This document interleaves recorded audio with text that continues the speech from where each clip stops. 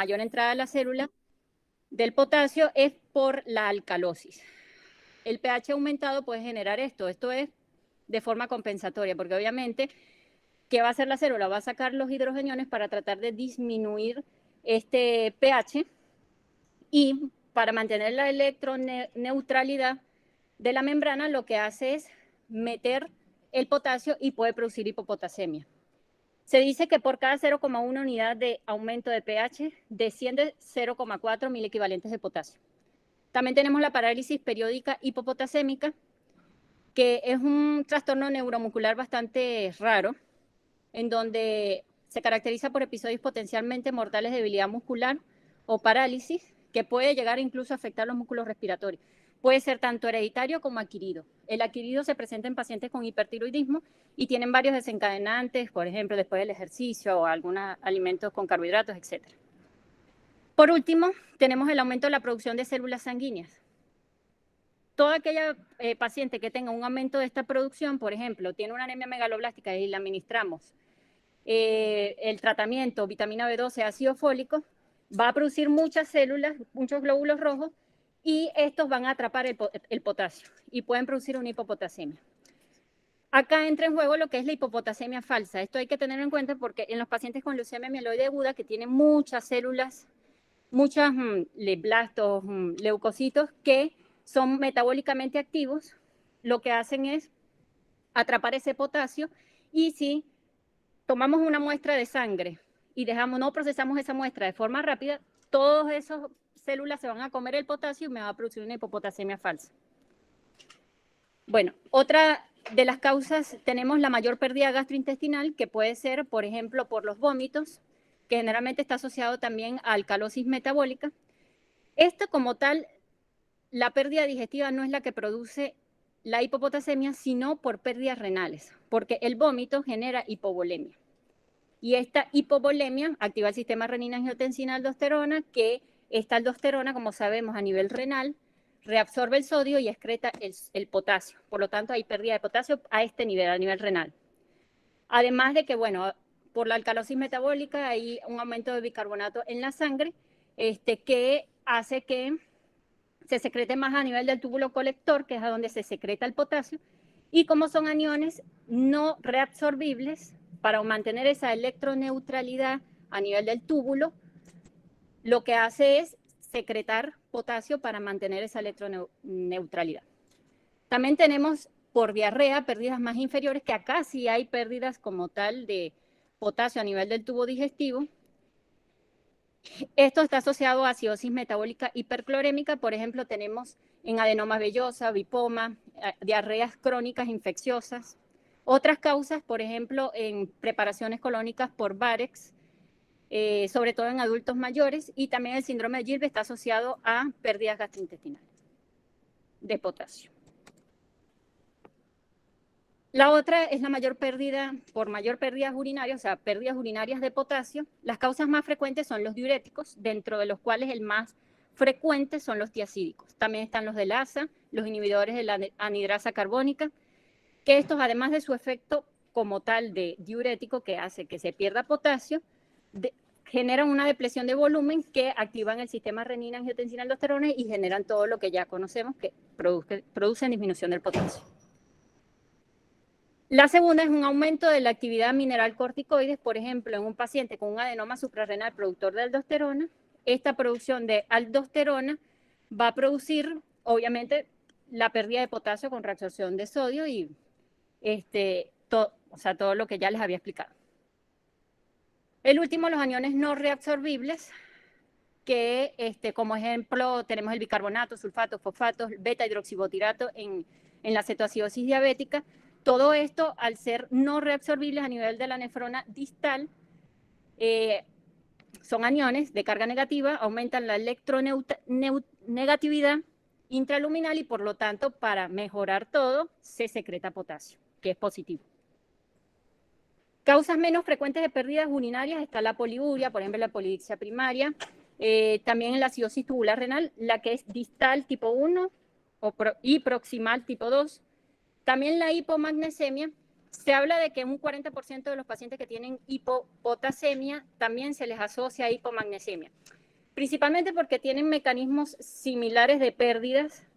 O sea, pacientes con vómitos, diarrea pueden tener pérdida de los dos electrolitos. Sin embargo, se ha estudiado de que como tal la disminución del magnesio puede producir disminución del potasio por mecanismos que no están muy bien conocidos. Sin embargo, se piensa de que es por aumento de los canales abiertos de potasio a nivel del túbulo. También la anfotericina B en la mitad de los casos de los pacientes que lo reciben puede producir hipopotasemia, nefropatías por pérdidas de sal, el síndrome de Lidle, que es un trastorno bastante raro, que es hereditario y que además hipopotasemia produce hipertensión arterial, y el síndrome de Bartel y Gitelman, que también es hereditario, pero en este caso no produce hipertensión arterial y bueno, produce exceso de aldosterona. Otras causas en general de hipopotasemia, por mayor pérdida del sudor, es raro que lo produzca, pero lo puede producir sobre todo si está en un ambiente muy cálido y tiene mucha actividad física. También en diálisis es raro porque la diálisis, generalmente los pacientes con enfermedad renal crónica tienen hiperpotasemia, pero si tienen diálisis frecuente pueden llegar a generarlo, y la plasmaferisis también. Las manifestaciones clínicas tenemos que son principalmente en dos sistemas, sin embargo hay muchas manifestaciones, pero tenemos a nivel del sistema muscular, en donde puede haber una debilidad muscular grave que generalmente es ascendente, inicia en miembros inferiores y progresa a tronco y luego a miembros superiores, y que puede llegar a la parálisis, incluso afectación de los músculos respiratorios. También puede producir calambres musculares, rhabdomiólisis y mioglobinuria. Acá lo que ocurre es que el potasio trata de mantener un buen flujo sanguíneo a nivel del músculo. Sin embargo, cuando este está disminuido, ese flujo sanguíneo disminuye. Por lo tanto, si el paciente viene y realiza esfuerzo, actividad física, estando con hipomagnesemia, puede llegar a generar una rhabdomiólisis isquémica. Esto nos trae un problema diagnóstico porque obviamente nos enmascara todo. El paciente ya tenía una hipopotasemia, no sé qué estaba diciendo, pero hipopotasemia. El paciente lo puede enmascarar porque la rhabdomiólisis va a producir hiperpotasemia y no vamos a saber realmente si el paciente, la causa principal era la disminución del potasio. También puede generar afectación de los músculos gastrointestinales, puede producir ilio y todos los síntomas asociados a esto, distensión, vómitos, náuseas.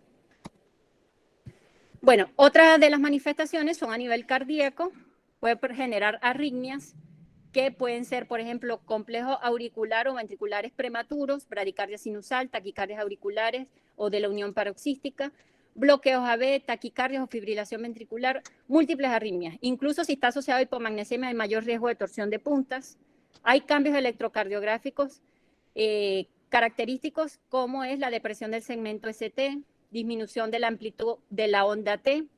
También aparece lo que es la onda U, que aparece después de la onda T, acentuación de esta onda U, y puede prolongar el intervalo QT.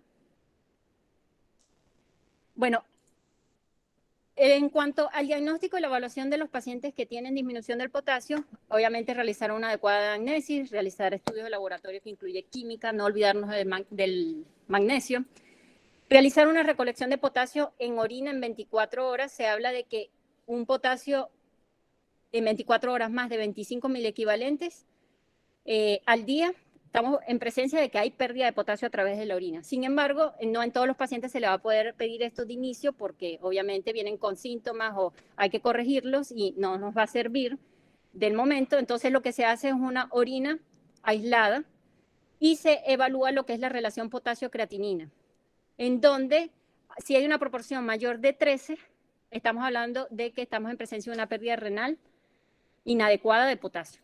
También siempre hay que pedir un estado ácido-base, evaluar todo lo que es la fuerza muscular y los reflejos osteoteninosos, que estos pueden estar disminuidos, y siempre realizar el electrocardiograma. Esto es un algoritmo, hay muchísimos algoritmos que podemos ver, sin embargo, este me pareció práctico.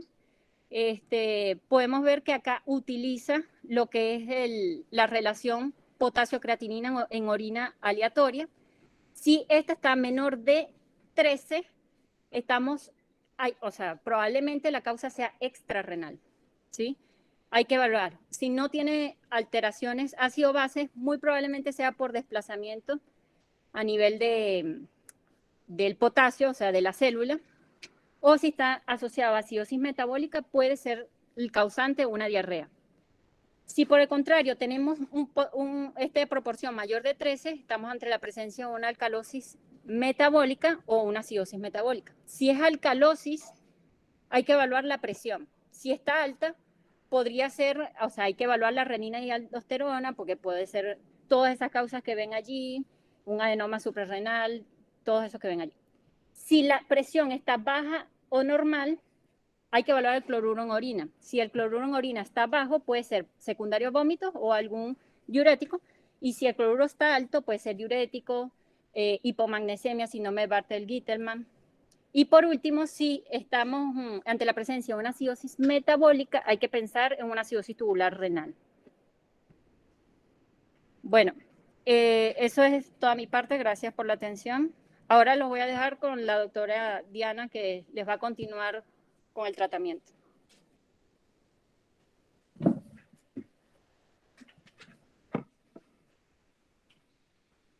Hola chicos.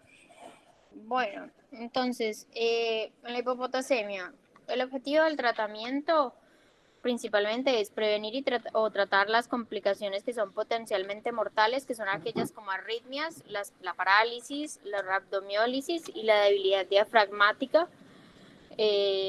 Reemplazar obviamente el déficit de potasio que tiene el paciente, y obviamente que no solo nos basta con esto, sino además de llegar a diagnosticar y corregir la causa.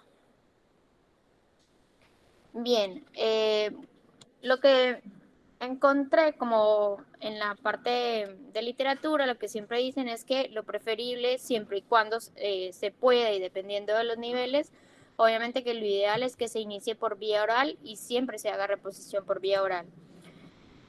Y la vía endovenosa se reserva en casos de que haya intolerancia a la vía oral, de que haya un hílido paralítico, obviamente no se puede dar nada vía oral, que sea una hipopotasemia grave, o sea que, como bien saben, sea el potasio menor de 2,5, que tenga el paciente arritmias o que esté infartado o que esté digitalizado el paciente. Bien, hay varias formas de reponer el potasio. La que más conocemos y más utilizamos y la que más se recomienda es como en forma de cloruro de potasio. También está el bicarbonato de potasio o sus precursores como el citrato de potasio, el acetato de potasio o el gluconato de potasio, que es el que conocemos como el CAON, o que es el líquido que se da por vía oral. Pero la verdad es que se prefiere siempre dar el cloruro de potasio, ya que es el que, o sea, el que más rápido responde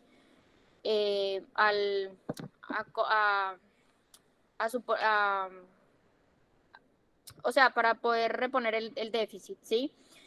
Y además de eso, porque en general estos pacientes lo que presentan es que no solo tienen déficit de potasio, sino que tienen de cloro, así que nos ayuda a reponer ambos electrolitos. Bien. Asociado a esto también tenemos que tener en cuenta, sobre todo si vemos que pacientes que son refractarios a la reposición de potasio, y por eso se han dado cuenta que en general cuando hacemos las reposiciones de potasio se hacen con magnesio, porque también se suelen acompañar no solo de hipocloremia, sino que también se pueden manifestar con hipomagnesemia, y por más reposición de potasio sola que uno haga, va a ser refractario al manejo.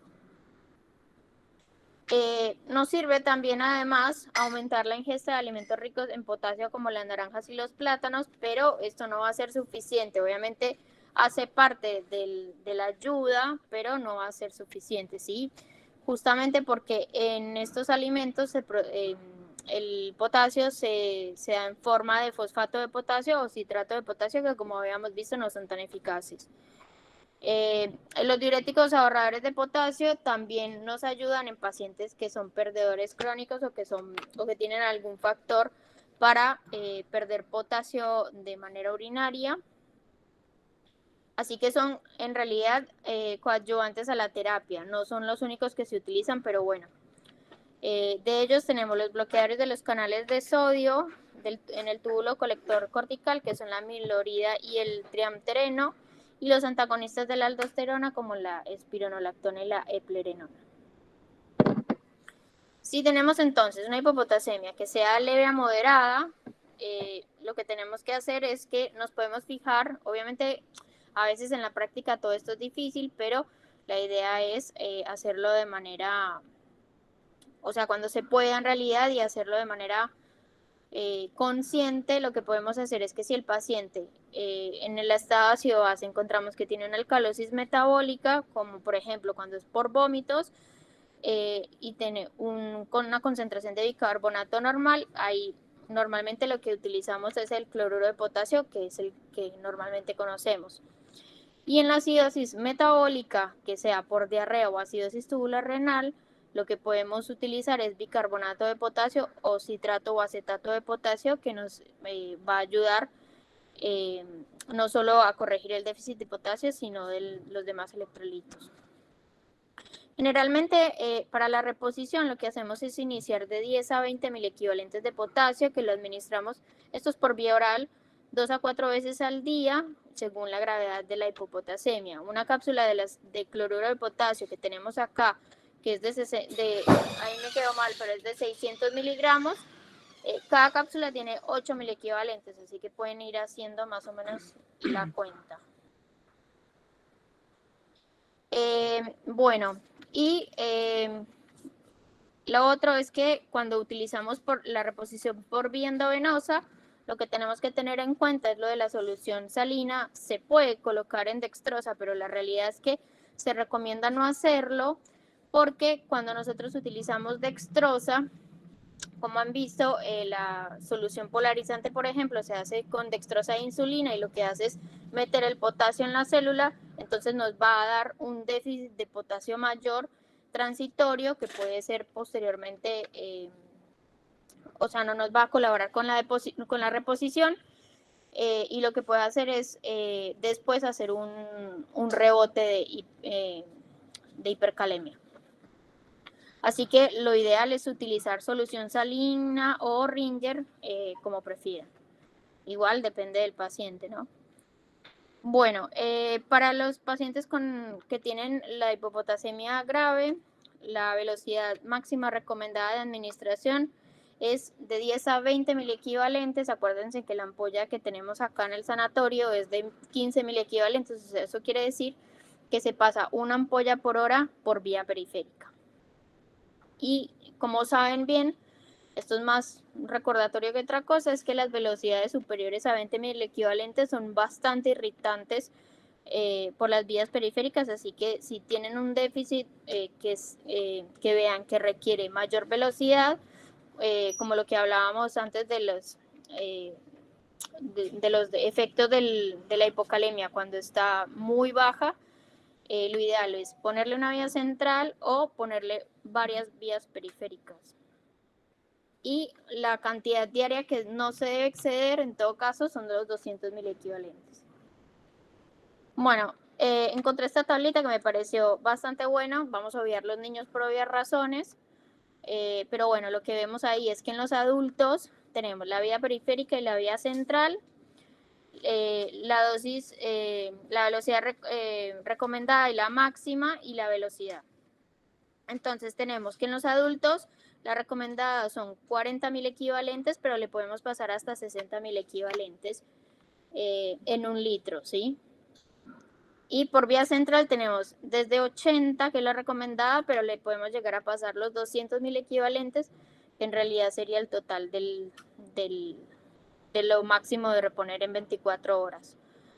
Y como les decía, lo recomendadas en solución fisiológica se pueden en dextrosa, pero lo ideal es que no. Y en la velocidad lo que tenemos es lo que les decía, por lo menos una ampolla, o sea, 10 a 20 mil equivalentes por hora, que en casos graves se puede llegar a aumentar a 40 mil equivalentes hora, pero obviamente tengan en cuenta que es bastante irritante la solución con las venas. Y ya, eso era lo que les venía a contar. ¿Alguna pregunta? ¿Se oye? No, tienen que empezar de cero. No, ninguna. Excelente clase, chicas. Gracias. Felicitaciones, muchas gracias.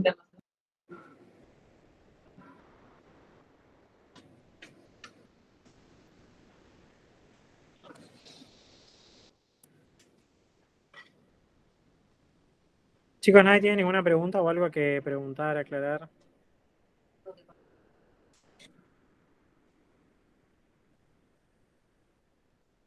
Si no es así, los dejamos libres y nos vamos a tomar el pase, dale. Ahí nos vemos. Perfecto, muchas gracias. Gracias.